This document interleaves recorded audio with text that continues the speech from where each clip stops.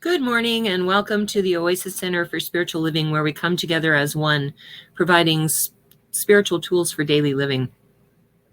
For those of you who don't know me, I'm Reverend Tucker. I am the senior minister here at the Oasis. And today's topic is based on my book, 10 Weeks on the Road to Prosperity, which is a metaphor for a road trip. And today is week 5. We're getting there. Next week is Easter, so we're going to be taking a little break from the material and then coming right back. So I'd like to introduce my team to you, or God's team that I am honored to manage. First off is Faith. Faith is my loyal and loving assistant who has been my assistant since the day she was born, pretty much. She used to do announcements with me. I'd bring her up on the pulpit when I do the announcements. And then she got to where she could crawl up the aisle. So her dad would go, "Ready? Okay." And he'd let her go and she'd crawl up there. And then when she started walking, he'd let her go. "Okay." And she'd come up, And then she started doing affirmation cards at the end. And now she's 17 and my official assistant. And I'm so thankful to have her. So say hi, hello, good morning, however you wish to acknowledge that you are here. It's really nice for me because when we're in a facility, I can look out and see what's going on. But this software, I can't. So it'd be really nice if you would just let me know that you're here. And just so you know, Faith will be the one answering you. She knows me better than I know myself. She's lived 6 blocks away from me her whole life and spent a lot of time at my house. So especially the last 2 years, she's been with me nonstop. So she knows me pretty well. And so I will look later at the comments and elaborate if necessary, but she's usually really spot on. So just know that it's not me. I can't multitask when I'm speaking. So it'll be Faith. And she's also our soloist today. So cool. All right. And then, of course, the wise and powerful Oz, who is coming to us from the beach, from Treasure Island Beach. And so he was my first baby practitioner and my board president for a really long time, and then moved out to Florida. But we've got the gang back together, and it's so awesome. He is going to be praying us in and praying us out today, and he's also available at the end for our 1-minute miracle, and I'll talk more about that later. So thank you, Oz, for being here, even though you're on a beach day. I'm so jealous. I want to be there with you and Billy. Billy's my beach buddy. And I can't be there yet. So one of these days I'll be back. Thank you for being here, Oz. All right. And the music that we do, We Are All One, which is Fairy Elaine Silver, Reverend Fairy Elaine Silver's music. And at the end, we do Karen Drucker's song, I Am So Blessed. And today, Faith is going to be doing a Karen Drucker song, I believe. Yes, Karen Drucker song. Okay. So that should be all of the introductions. Again, say hi if you're here. Good morning. Hello, whatever you want. Just let me know who's here. I just like to see who's here. And if you want to do a watch party, there is a watch party button. You click on that and you and your friends can watch this together. It's a great way for people who are new to our philosophy to see what we're doing. And if they have any questions, they can ask you questions. And unlike when you're in a facility, they can't disturb anybody. You can't disturb anybody. So it's great. So go ahead and do a watch party if you'd like. I'd like to invite you to close your eyes if that feels comfortable. Allow the service to uplift and inspire you as we move into our centering song.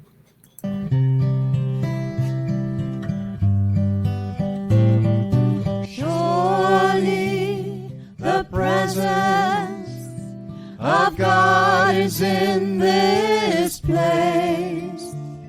I can feel the mighty power and the grace. I can feel the rush of angels' wings. I see glory on each face.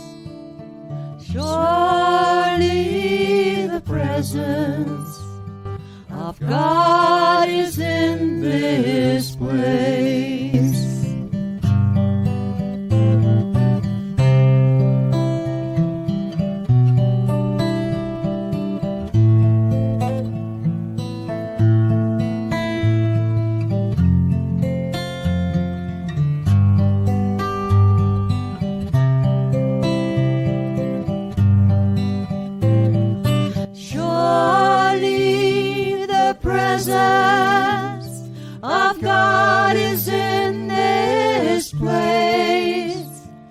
I can feel the mighty power and the grace. I can feel the rush of angels' wings. I see glory on each face. Surely the presence of God is in this place.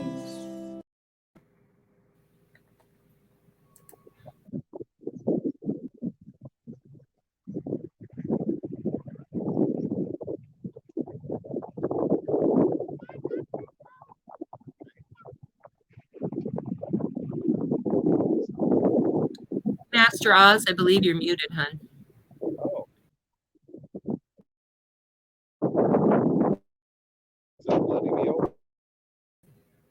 You were on and now you're muted again. Oh, there you go. Okay. It's hard to see when you're at the beach, I know. The mic is working. I know that here on the beach, the sun above and the sky and the ocean and the waves, the presence of God is right here, right now. And it is also every place, every time, everywhere that we can go. We are supported and surrounded by the presence of God. It is in our very being. It pumps our blood. It supports. It is there to observe our thoughts as our thoughts create. I know that this is a good thing. The presence of God is consciously where each one of us, unconsciously, we're supporting and upholding and being very involved, which makes life happen. I know this blessing extends through all space and time, that there is no place where God is not. For its presence is infinite, its presence is ever present in all places and times. I know it's here in me, and it's here in each one of you. I know that our service today is just one more iteration of that perfect presence of God. God speaking, God hearing, God caring, God sharing, God moving through each one of us. This infinite perfection. I know that this is all just an expression of that perfection. And knowing that this is so, we give great thanks for being part of the life of being. I know that it's a blessing. And I let it be.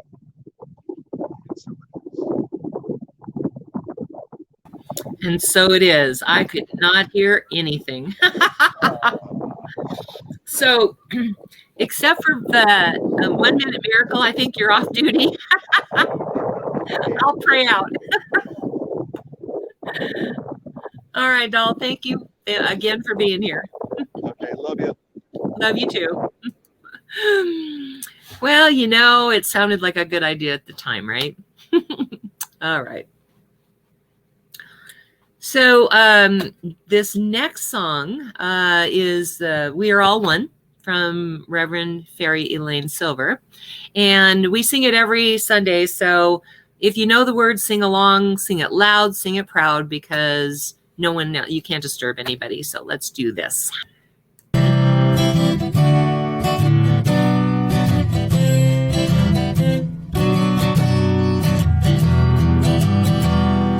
We are all one. We are all one. We are all one in it. I hear it and know it, my being. Spirit is all I am seeing. For God is all there is. Grateful am I to be living, open to what I have seen, honoring what I've been given, sharing now what I believe. I remember the oneness around me. I surrender to infinite light, knowing the love that's surrounding me is within me by day and night. And we are all one. We are all one.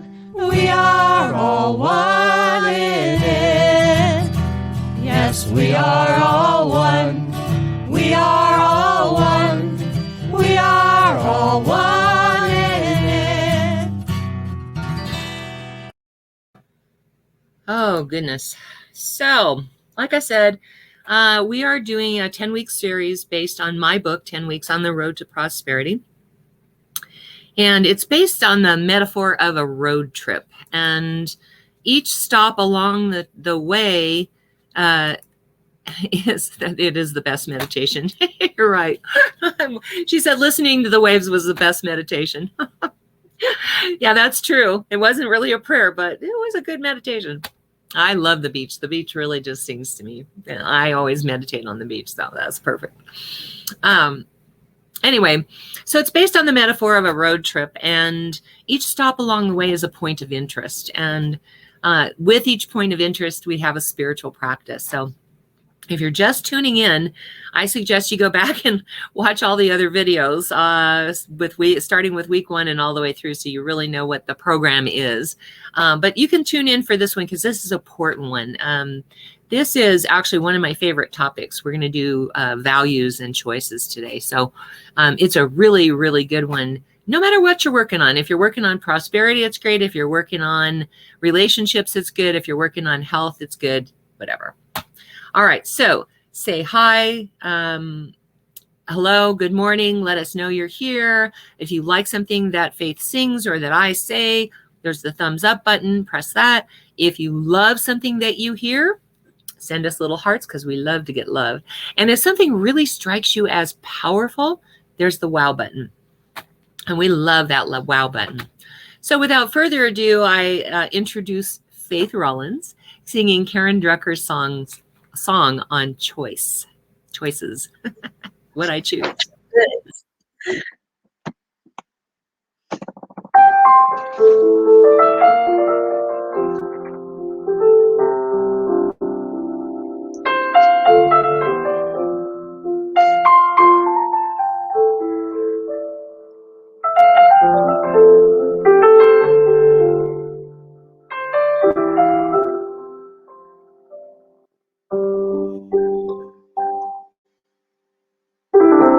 What do I want my day to be? I choose.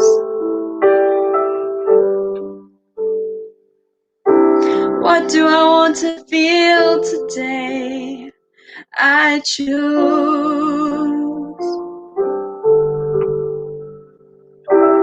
What do I want to say today? I choose. I choose. I choose. I choose.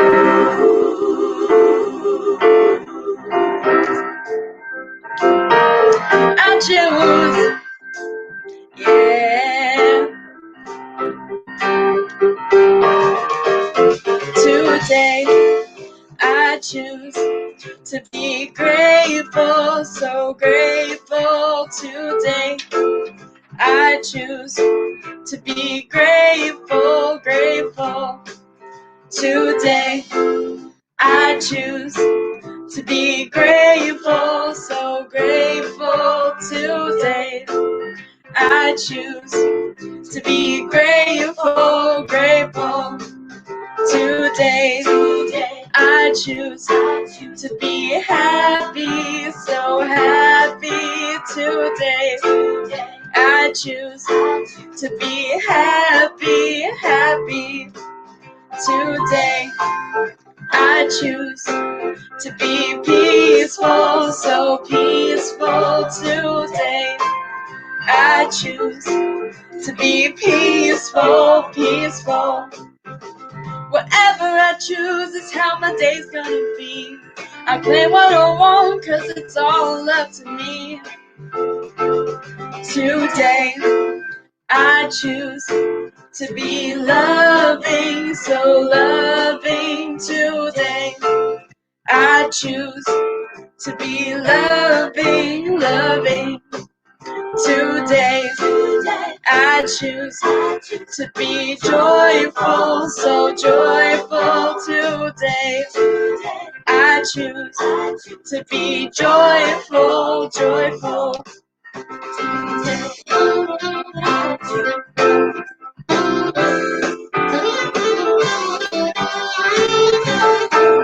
I choose today. I choose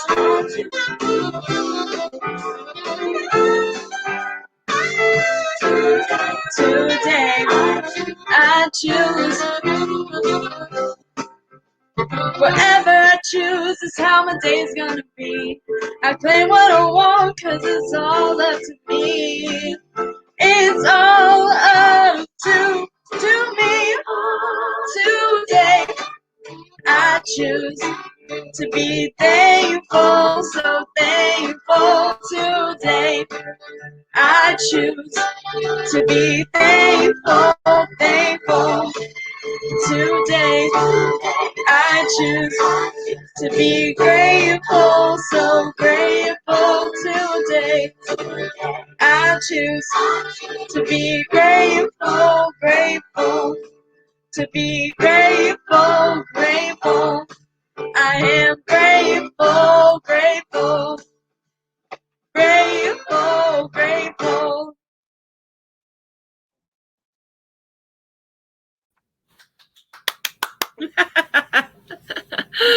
I love that song. You know, really choosing is the way. We'll talk more about that later. Thank you, Faith. You're awesome. All right. So the first thing I'm going to have you do is a little exercise, and you will need a pen and paper or a pencil and paper for this. So hopefully you have one handy. If you don't, later on, just let me know and I will send them to you by email so you have a chance to look them over even better. But for right now, I'm going to share my screen so you can see them. And there they are.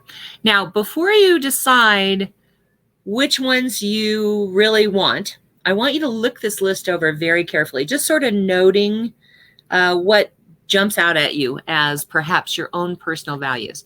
We're going to have you pick your personal values, but I want you to do this first. Just look these over, give yourself a few minutes to kind of look at them and see which ones pop out at you. I'm going to go ahead and move it down a little bit. So you can see there's a reason I'm having you do this, and I will explain in a minute, but it's really important that we know what our values are. So here we go. I'm going to have you choose from this list 10. Write them down. Now, don't, be brutally honest with yourself about this because no one else is going to see these, but you are going to need to identify the ones that are powerful for you, that are your values. Not what somebody else thinks your values ought to be, but what you think your values are. And so you're going to pick 10 of these. I'm going to give you a few minutes to write them down.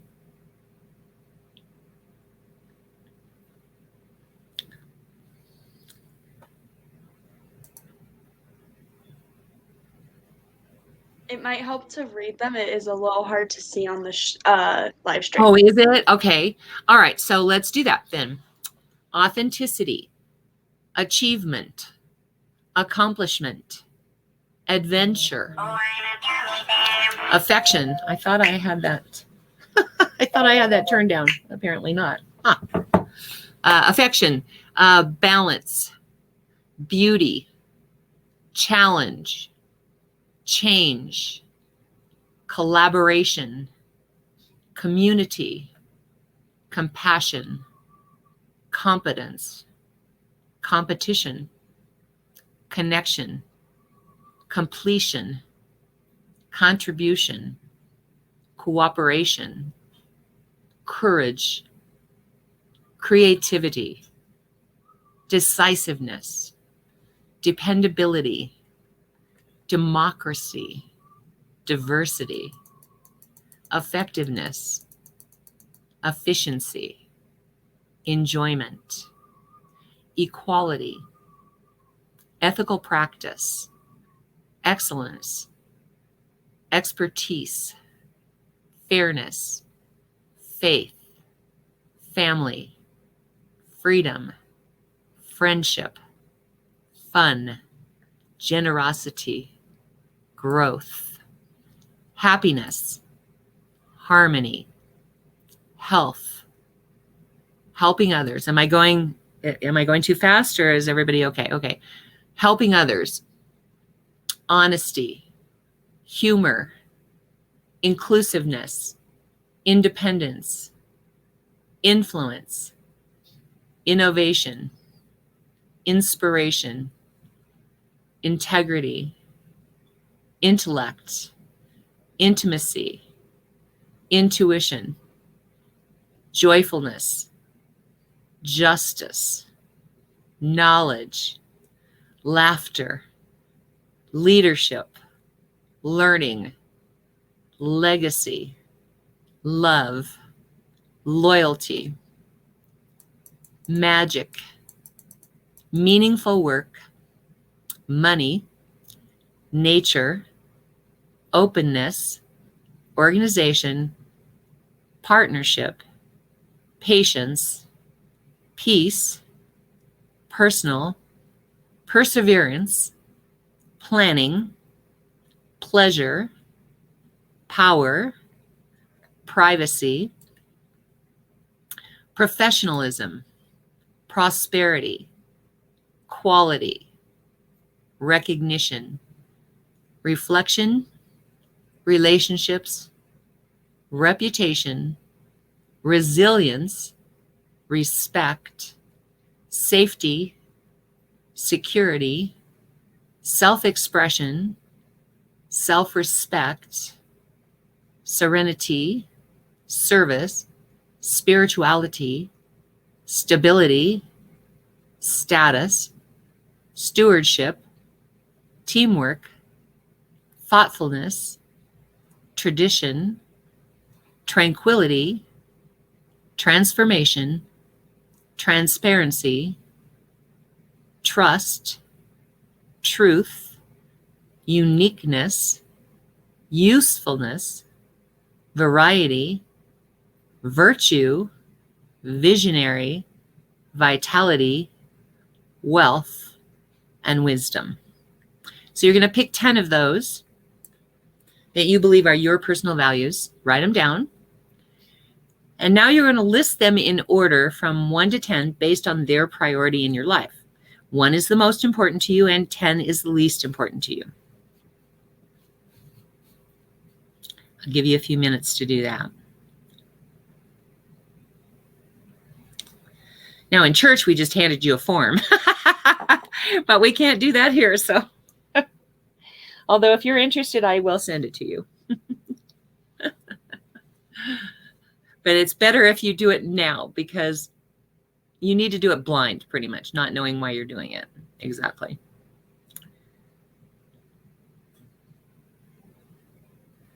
And remember, these are like your master values. These are the top 10 values for you. Doesn't mean that you can't change the order of them at some point, but right now you want to list them in the priority that they are for you. Okay, everybody done? I hope. Okay, so the way this came about is our organization, the organization that we're affiliated with, our affiliate home office, whatever. I'm going to stop sharing now. Okay. Centers for Spiritual Living, which is our parent affiliate, parent organization, I guess you might call it. We felt a need to reorganize at one point. So we hired a consultant who sent this worksheet, this values worksheet, out to the local church board members, the practitioners, the ministers, the staffs, the members of congregations. They also had the staff at home office fill them out, as well as the board members of the organization. Now they had people fill out a personal one and an organizational one. The object, of course, was to see what our shared values as an organization were. Nope, you're not done yet. Do you need me to read them again, Joey?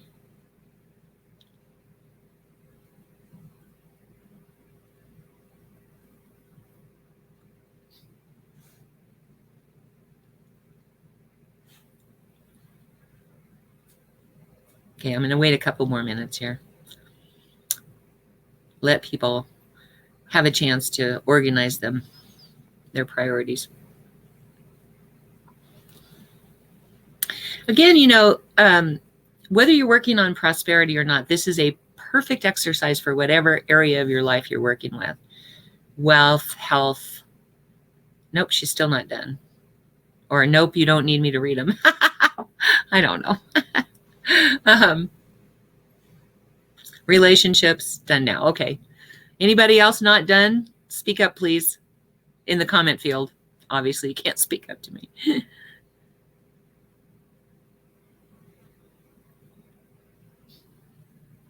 All right. I'm going to assume everybody else is done because I'm not hearing from anybody. Okay. So what we found is that no one could agree on what our shared values were. So the consultant said, no wonder you're having issues. Based on these results, you don't have a vehicle, you don't have a driver, you don't have a navigator, you don't have a shared destination. And it was like, oh. And so the organization chose the top 10 values that people had chosen, the constituency picked. And it was based on popularity versus consensus. It's really very hard, to get, 2 million people to come to consensus on anything. So it was just easier to base it on popularity.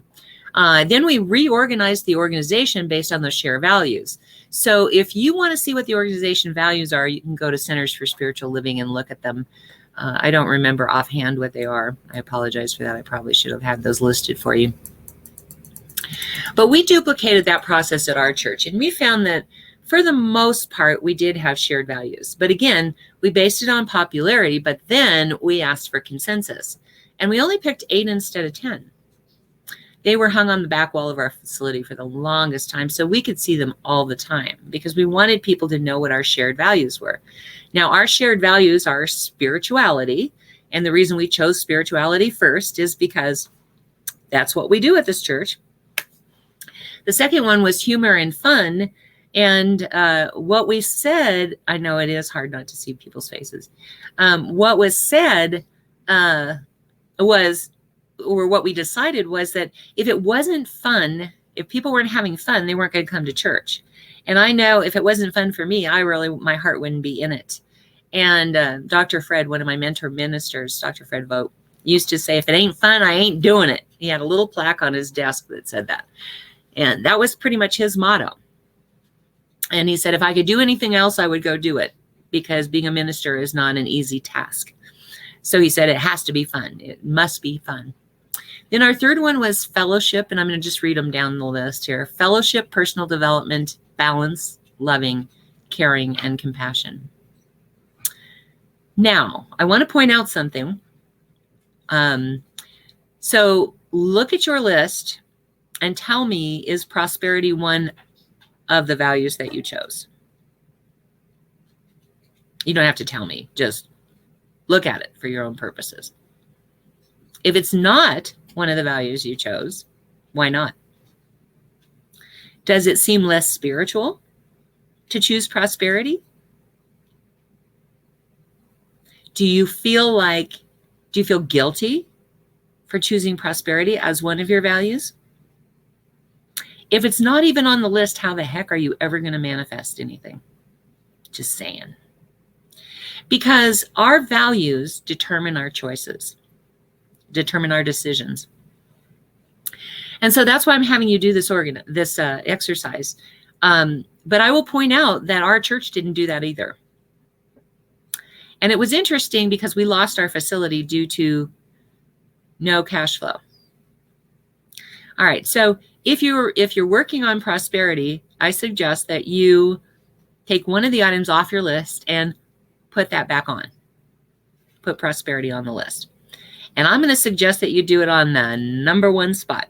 If you really want to manifest prosperity, it needs to be number 1. Now, why do I say this? I say this because I was enrolled in this PhD program for just a short time out of North Hollywood.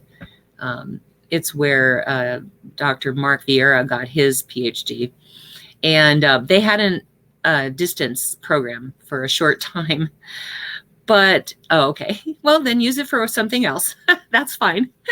If you're using it for a relationship, you want to make sure that love or relationship or compassion or something is on that list. So that works.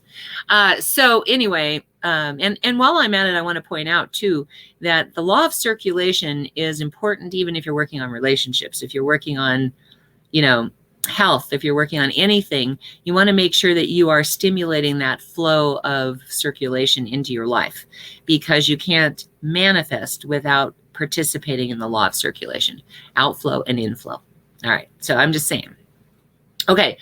So anyway, I was enrolled for a very short time because they were unable to provide me with course materials for very long. They would send me 4 or 5 classes, and they were supposed to be providing 4 or 5 classes a month, and I would get 4 or 5 classes, and then it would be 3 or 4 months before I'd get the next one.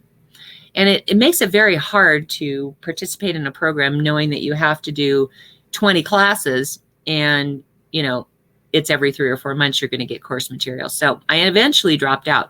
But one of the most powerful classes that I took while I was in that program was it was called Master Values. And basically what that class was about was understanding that our decisions come from the values that we say we have.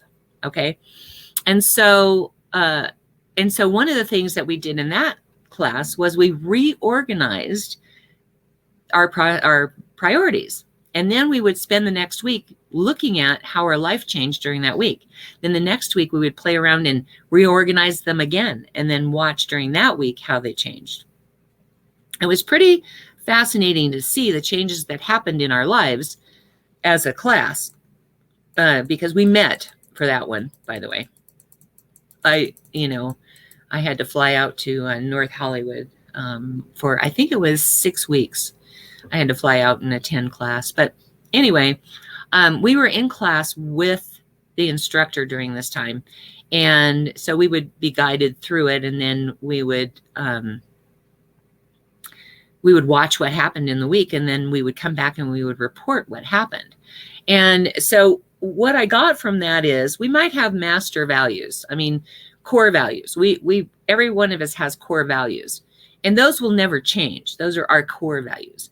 But in a situational circumstance, our core values can be reorganized to fit what we are trying to accomplish. For instance, if I'm looking for a relationship, I want to make sure love or relationship or openness or something like that is the number one priority.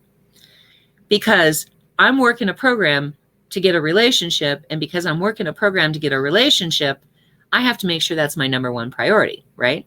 Does that make sense? That way you begin to see the changes happening in your life. Now, it doesn't mean that you can't go back later and change those. That doesn't have to stay your number one priority forever. Knowing that you can play with these and reorganize them gives you some latitude in your life for what you want to focus on. So if prosperity is not number one on your list, let's put it number one on your list now if you're working the prosperity program. Because trust me, if you're working the prosperity program and it's not number one on your list, you will not manifest prosperity. So let's talk about money for a minute. Prosperity is really more than money, but money has to be part of the equation. Those people that run around and say, money's not that important. I challenge you when you say that. I challenge you to go to the grocery store with no money and buy groceries, or fill up your car with gas with no money. Our entire economy, our entire way of our lifestyle in America is built on the idea of money, that you must have currency in order to get the things that you need to survive here in this country. I'm sure it's that way in all countries, but more so probably here than anywhere else, because we are a capitalist society. So what you're going to do, I'm sorry, I'm checking on the dog to make sure she's chewing on something appropriate. This is the first time I'm letting her have full access to the downstairs while I'm in church. So bear with me as I check on her. And so we have to understand the relevance, the importance of money in our lives, because we can't live without it, unfortunately. And so when we say money doesn't matter, or I don't need money, or money isn't important, what we're basically saying is I'm willing to struggle to survive. And as you know, our working definition of prosperity here is thriving, not just surviving. So for those of you who are working on this prosperity program, please make sure that you reorganize your priority values so that prosperity is first. And as I said, values drive our decisions, which is our choices. Choices are very important. They just are amazingly important. And the definition of choosing is a conscious action that distinguishes among options and commits to one or more in order to move toward a desired outcome. So if we've changed our priorities to have prosperity first, we are now doing a conscious action that distinguishes among our options and commits to one or more in order to move toward prosperity. If we're working on a relationship, we change our priority to relationship first. We are now doing a conscious action, changing our, reorganizing our priorities, that distinguishes among our options, we have 10 options, and commit to one or more in order to move toward relationship. If we're working on health, we've now changed health to be the first priority. So we are now doing a conscious action that distinguishes among our options and committing to one or more in order to move toward health. Does that make sense? Okay. So let me talk about choices for a minute. I've skipped around a little bit here, so we'll see. This is what happens when I don't have an outline to work from. Okay, I did that.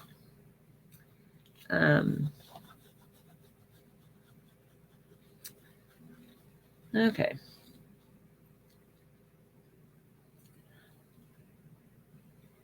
Okay, let's just say if prosperity is not one of my values, which I make a decision about money, when I make a decision about money, I use whatever is the priority in my values to make that decision.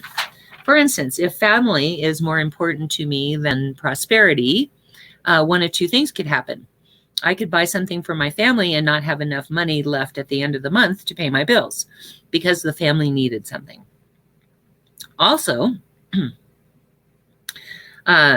if a purchase that I'm about to make is going to upset a family member and family is higher in priority than prosperity, then I could make somebody really upset if I purchase that, so I don't purchase it, you see, even though it might be important to purchase. So we need to think about that. We need to think about what our priorities are and how they affect our decisions.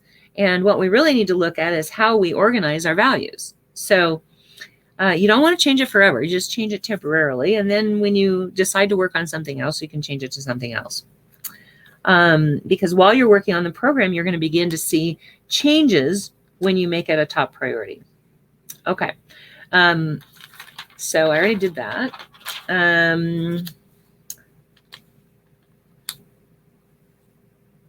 already did that. Oh, money is part of the puzzle of prosperity.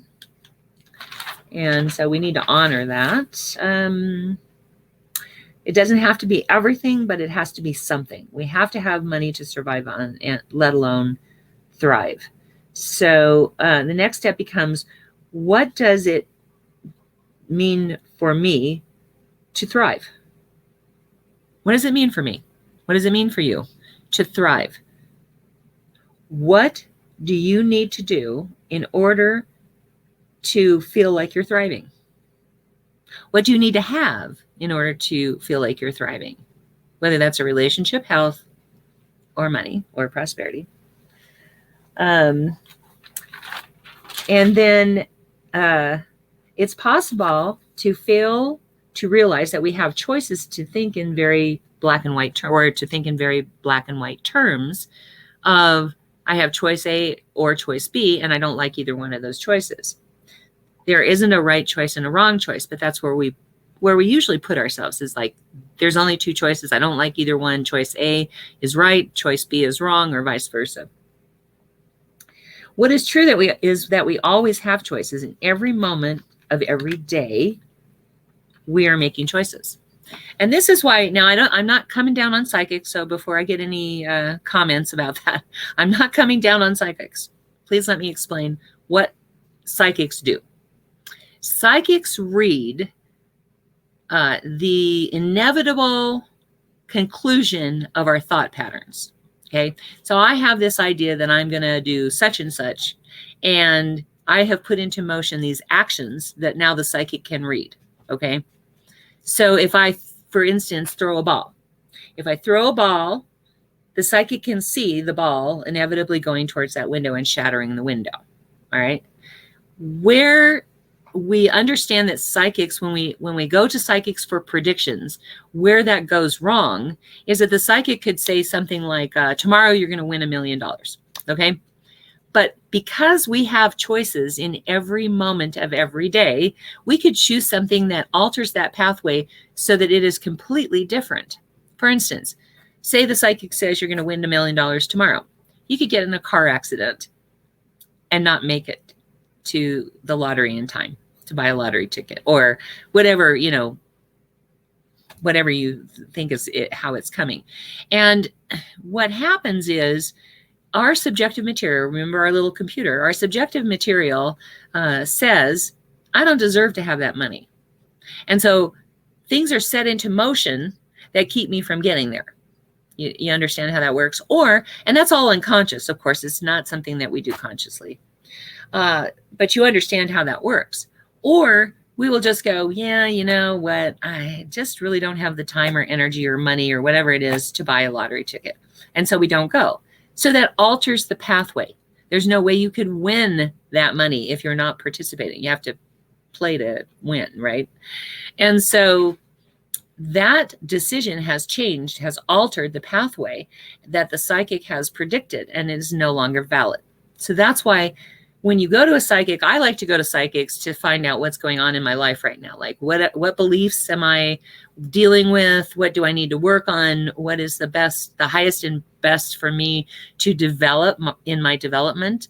That's the kind of questions I ask a psychic. I never ask, will that person do such and such? Or will I get this? Or will I, and when? I can say, like, what's in the way of my prosperity? And they can tell me, because they can read the pathways that I have set up. So they know exactly what I need to work on in order to have more prosperity. Does that make sense? But every moment is a choice. And it's important for us to understand and to be very clear that we have choices and that we are always making choices.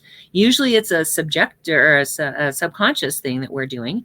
Usually we're not really totally aware of what choices we're making. And so now we're going to start making those choices consciously, because we are understanding now that values drive our decisions, our choices. And so we are making our choices based on those values. It's also important to know that there isn't a right or a wrong choice. There's always a third choice. Choice A and choice B are not the only things. If you go to mediation for conflict management or something like that, the mediator is going to say, okay, you have that choice. You see that as a choice, and you see that as a choice. But together, we're going to work to find that third choice, because that's where the healing begins. That's where you heal the conflict. And then you no longer have to go to conflict resolution for that issue. You may have to go for other things, because shared values is really an interesting thing in a family, in a relationship of any kind, or in work. If you're working in an office where you don't have shared values, that could be a problem. So in your life, you're going to begin to look at your choices. And I suggest you do the same thing. You look at choice A and you look at choice B and you ask, what is the third choice here? There has to be a third choice. And if you choose not to make a choice, please understand that you are making a choice not to choose. I suggest that as you go through this week, you're going to look at your choices, where you have chosen and why you have chosen that, and see how your life has gotten to be the way it is, because everything that we are experiencing has been a choice. Now, please understand, I'm not saying that you're choosing poverty consciously. But if you don't believe that you deserve prosperity, then you're going to experience poverty. And that was a choice to believe in lack and limitation instead of living in prosperity. So this week, you're going to list the choices that you have made because you've realized you've reorganized your values and now you know what your values are. So you're going to list the choices that you have made around prosperity. Or if you're working on relationships, it'll be about the choices you've made in relationships. If you're working on health, you're going to list the choices that you've made around health.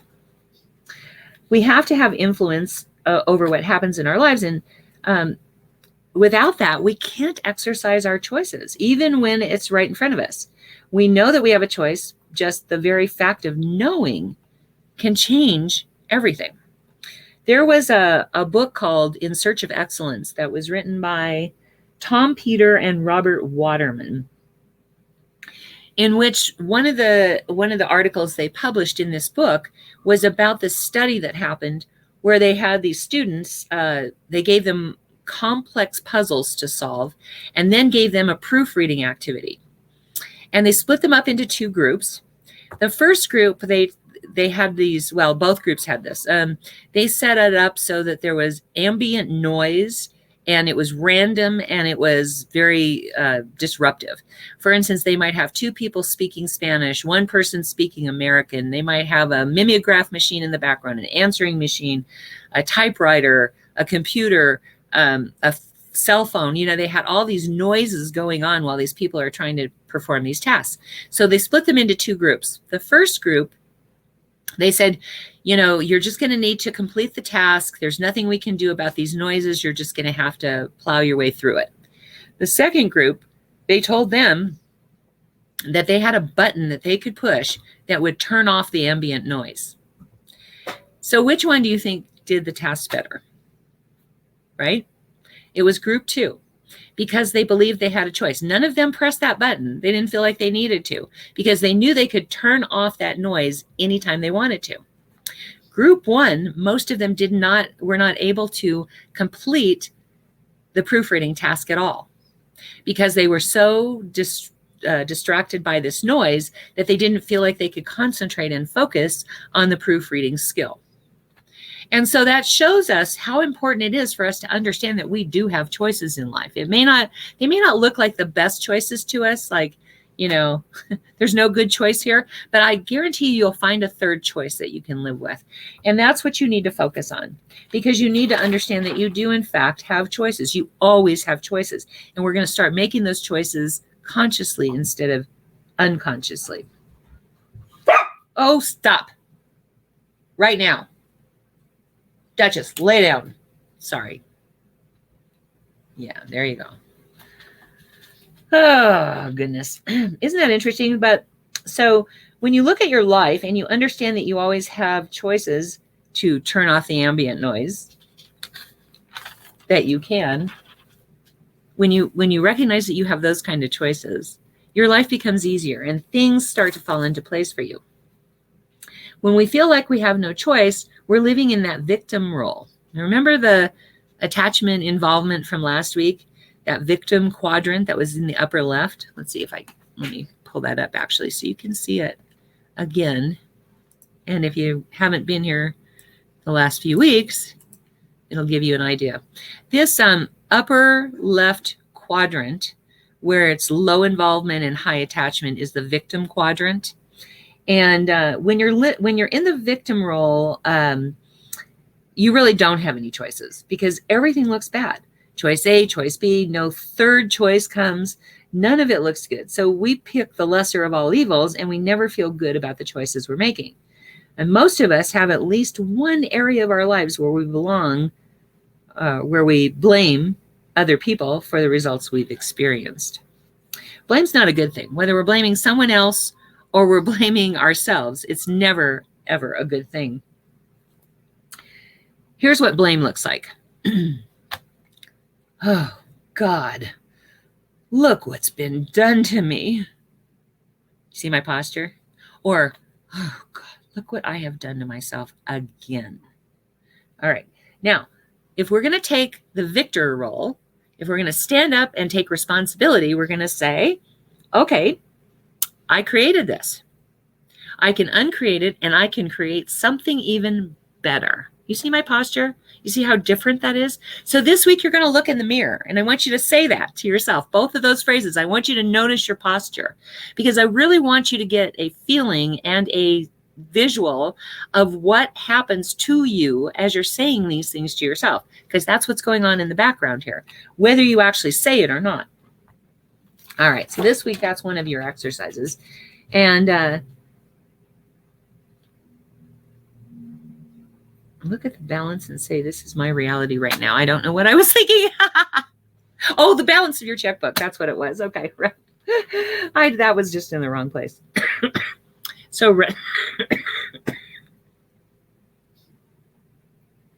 rather than blaming someone else, which takes power away from us, we begin to think of ourselves as in training. Now, when you're in training to be the perfect me, we run into people who are willing to show us those places within us that we still need to work on. I used to have this lady in my congregation, and God bless her. I mean, I loved her. She was great. But, when I speak, I speak from the heart. I'm not, I'm aware that I'm not best at grammar. I am aware of that. And in the moment, I don't really care, because I speak from the heart. And what's more important to me when I'm standing up on the pulpit or sitting here talking to you, what's more important is getting the message across from my heart. It's not how I'm saying what I'm saying. So every Sunday after my message, this dear lady who was an English teacher would come up and say, did you know that you said lay instead of lie? Lie is a much better use of, grammatically correct. And I'm like, The first couple of times I got defensive and got kind of mad.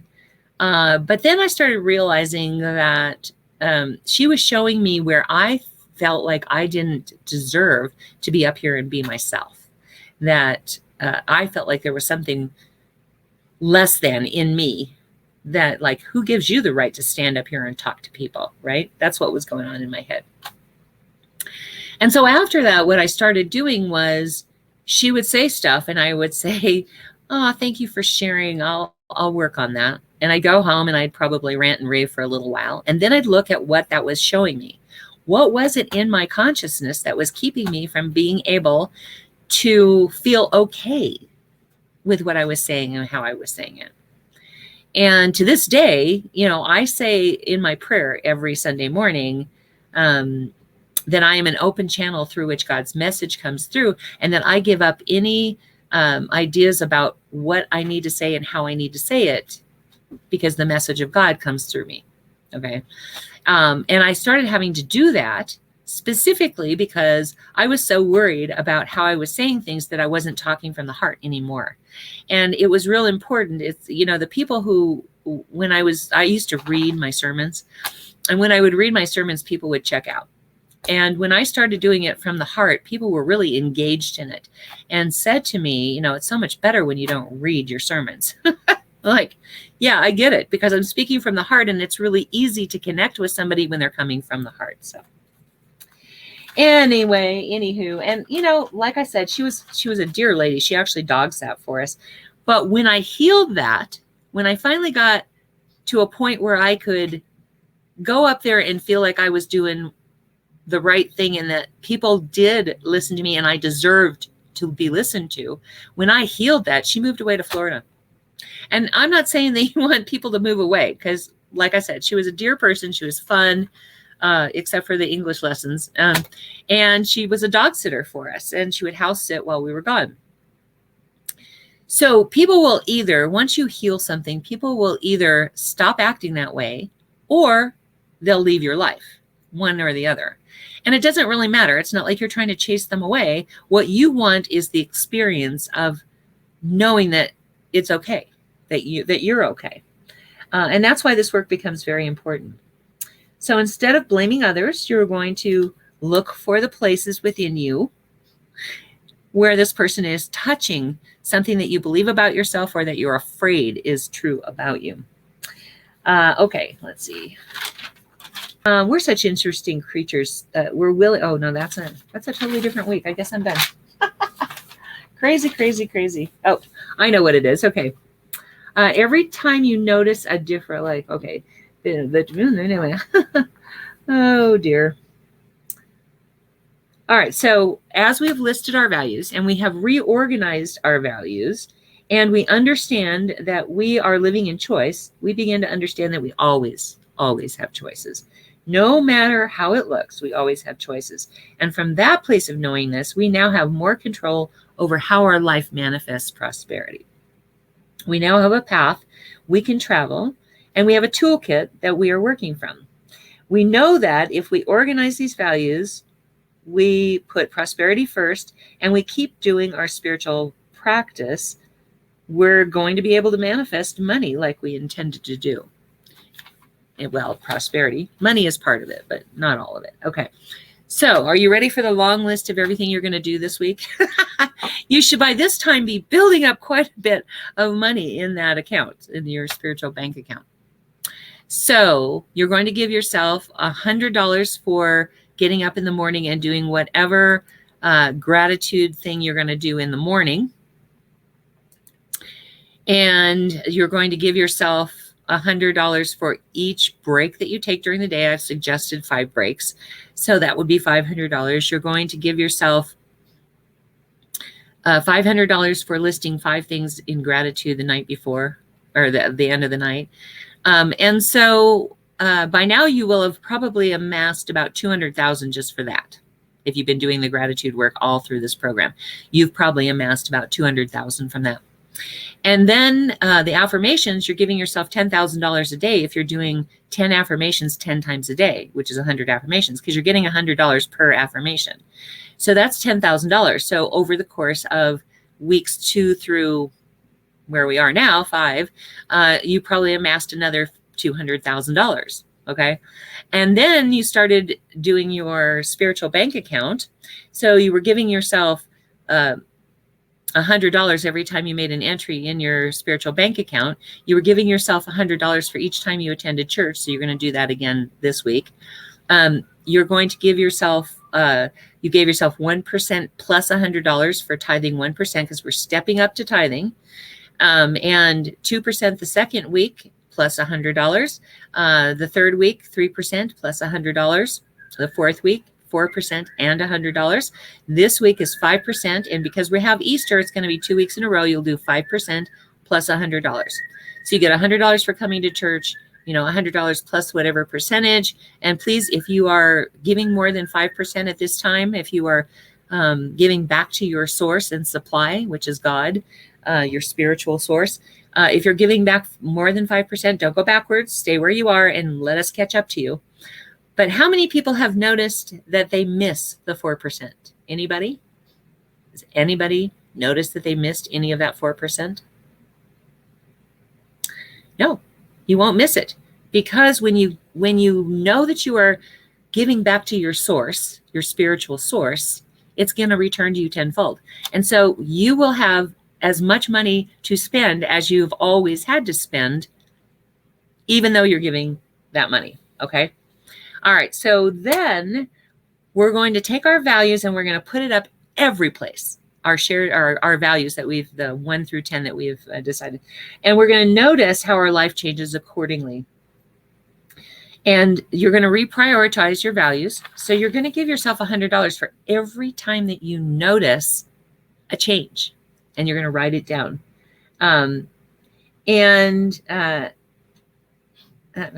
And so what's going to happen is you're going to notice these changes. You're going to add money to your spiritual bank account. You're going to write checks as we did last week, and you're going to give yourself $100 for each time you write one of those checks. And by now, you might begin to start seeing some of these results happening in your life. Please let me know if you have. You can message me. You can put it in the comments. You can do whatever way you want to let me know and let everybody else know how powerful this program has been for you, because I love the feedback. I need to get the feedback. Since I'm going to be publishing my book, and this time I'm going to really publish it instead of just doing self-publish, I really want to make sure that I'm covering all the bases. So please let me know. All right, let's see. I think that is it. So let's have a prayer. Phew.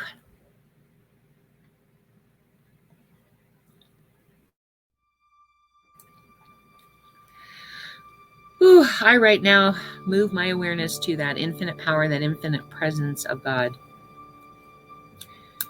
to that place within me that knows beyond human understanding just how powerful God is, just how present God is. I know that that's where I find myself, in the midst of God, my very essence, my very life, my very being. It is who and what I am. And every thought, every action, every deed is guided and led by that one infinite power, that one infinite presence, that wisdom of the ages that lives within me. I know this is so for every member of the team, God's team, for Faith and for Lynn and for Oz. For we are one in that powerful essence of God, that life, that God stuff. And the message of God is our business. And so all actions that we take are in service to that message, guided and led by that wisdom of the ages to what we need to do to uplift and inspire all who are here. And so I know the same truth to be so for all who are here. There is no place that one leaves off and the other begins. And it doesn't matter if you're watching in real time or later on. For all are one. And whatever challenge we are experiencing, God is there too. For there is no place where God is not. And we are all one. Mitaku Asin. And so I bless this coming week. I know that it is filled with changes, tangible things that we can notice about the choices that we have made based on these values that we have claimed for ourselves. No. I know that as these choices, as these decisions show up and the changes that result show up, that we are even more convinced by our lab work that this is the way, that prosperity is our birthright. That as we vibrate more and more at the frequency of God's prosperity, we understand more of that process. So I bless this week with all of that, knowing it is easy and effortless to do these spiritual practices and be what we were intended to be.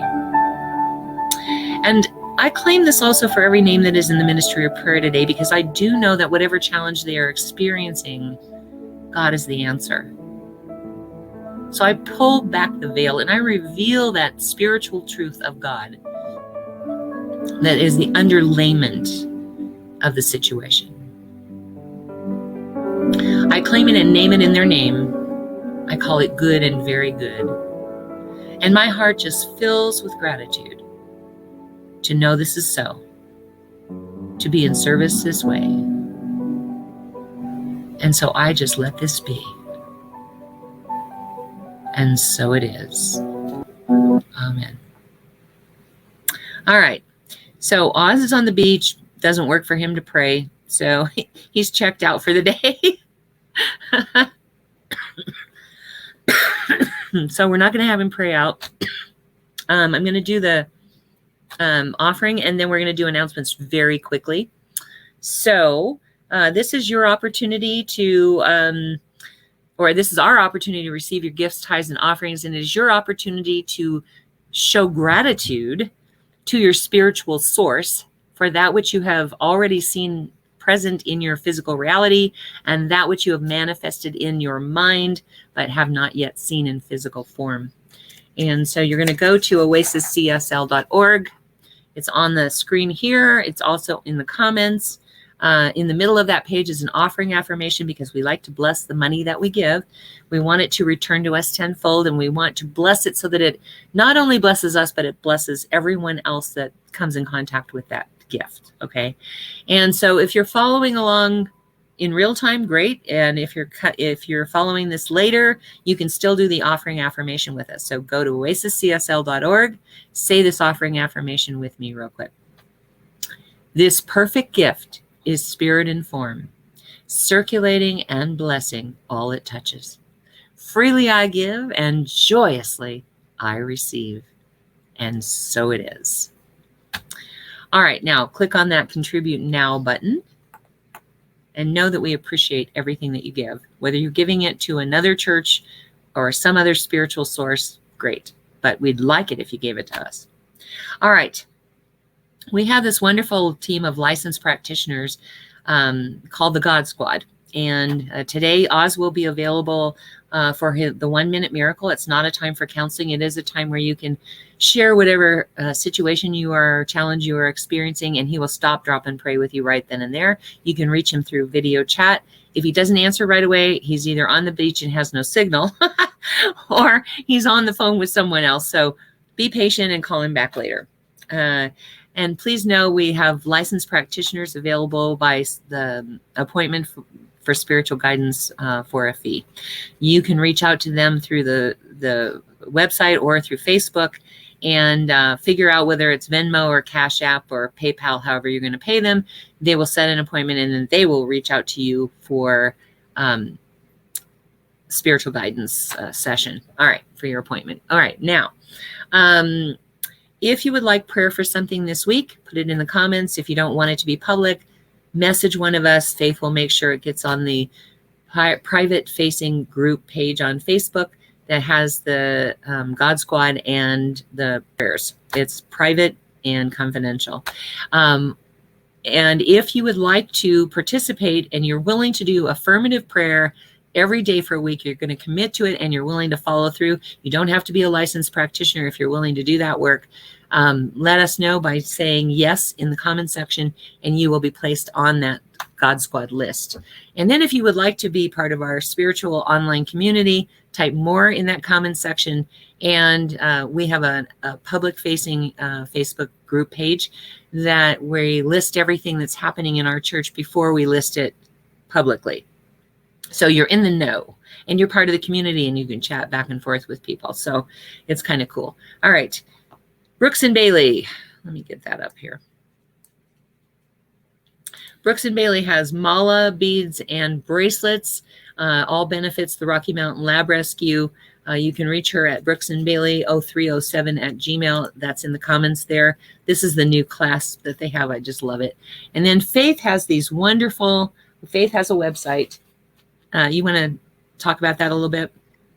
Yep, so we're doing intention jars as well as bath salts. We have prosperity jars on your journey right now as well. Feel free to order those. And they start at $7 and can go all the way up to $45 depending on what you are ordering. And you put whatever they want their intention to be inside the jar, right? Yeah, so it's all charged by herbs that reflect the intention that you have. We are working on trying to get custom ones available probably in the next 2 weeks. So it's not, right now, it's not customized. So like, I don't tell you what I want my affirmation to be.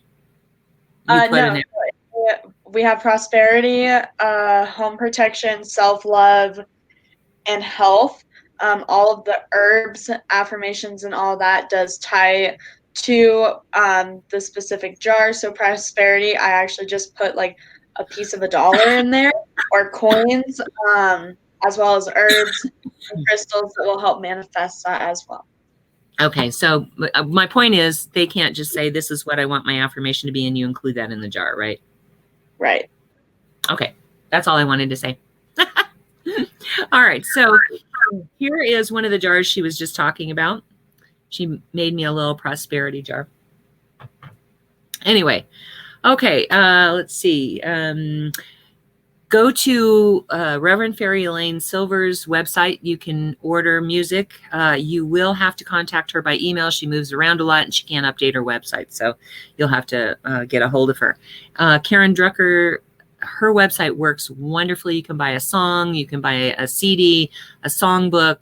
She has even some American Sign Language in there, so take advantage of that. We like to support those who support us, so we tithe to Karen Drucker, but we also want, she gifted us with her entire collection, 20 CDs. So we like to support those who support us. So please go and purchase the song that you heard today, recognizing that you have choices. And then check out our website at www.oasiscsl.org. You will be able to get our sermons from there, YouTube, SoundCloud. All of that is up. Well, it should be up.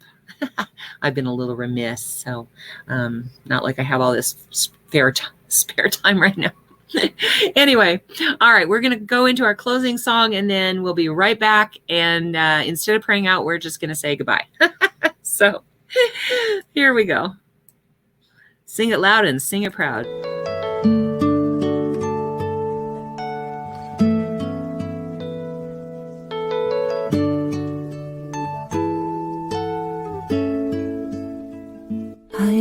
So blessed, I am so blessed, I am so grateful for all that I have. I am so blessed, I am so blessed, I am so grateful, I am so blessed, I am so blessed, I am so blessed. I am so grateful for all that I have. I am so blessed. I am so blessed. I am so grateful. I am so blessed. I am so blessed. I am so blessed. I am so grateful for all that I have. I am so blessed, I am so blessed, I am so grateful, I am so blessed, I am so blessed, I am so blessed, I am so grateful for all that I have. I am so blessed. I am so grateful, I am so blessed, I am so blessed, I am so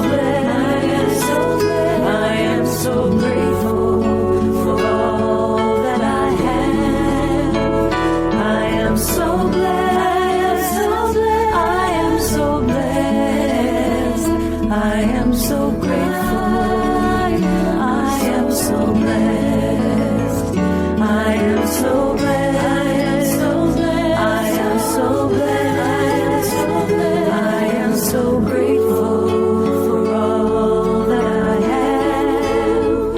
I am so blessed, I am so blessed, I am so grateful, I am so blessed.